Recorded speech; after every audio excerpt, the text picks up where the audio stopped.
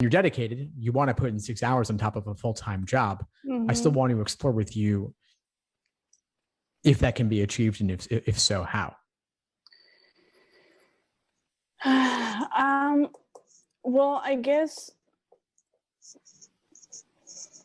I think it would be mornings and evenings. I think it can be achieved that way.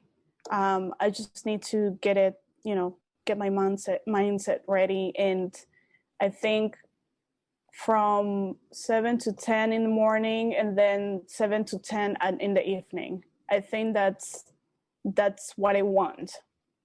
That's what I want. Yeah. Yeah. No, I know there are a lot of people who want to do similar, and there are people who do similar. Yeah. The question is, what's the quality of the hours that you're going to get? Okay. Like in terms of like what I want to do in the first 3 hours, and then like if I want to do logic games, or that's your question? Well, that's the content of the hours. Right. I'm asking about the quality of the hours, because you started off the conversation saying the morning hours are fantastic. Yeah. The evening hours are kind of draining, rough. And maybe you're not getting what you want from those. Well, I guess I'm gonna have to figure that out.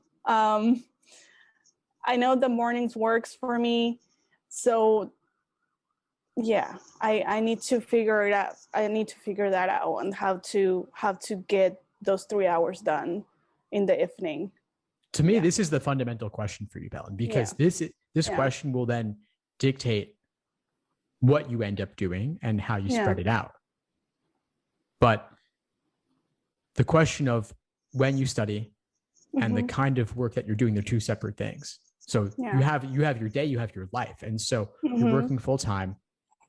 Achieving your full potential also requires sleep, diet, exercise, relaxation. You spoke of the mental reset.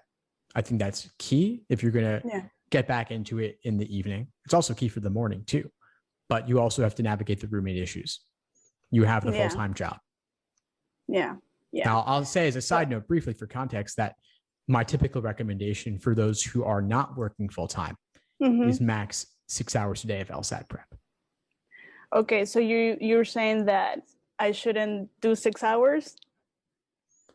That's my inclination. I'm kind of hesitant to recommend that or leave the conversation without. I mean, that makes sense. I don't, that makes sense. I mean, 6 hours a day with a full-time job is a lot. It's a lot. So maybe instead of 6 hours, maybe do 4 hours a day. I think that sounds better. It sounds better to me. I didn't want to just start off the conversation telling you it's a bad idea, because I wanted to actually explore with you a little bit of what could that really look like? How is it possible to do everything you need for a top LSAT, which also includes the sleep, diet, exercise, and relaxation? So that would involve things. Okay, well, are you working LSAT 6 hours and working full time? What happens to your sleep as a result? What happens to your mindset as a result? What happens to your eating? Are you getting outside enough? All of these things are important to consider, because even if you put in the hours, the quality of your life and the quality of your results may suffer. And I was just reading your email about that you used to wake up at 4 a.m. And I'm like thinking, I shouldn't do that. I shouldn't also, having a job and 6 hours is a lot. So You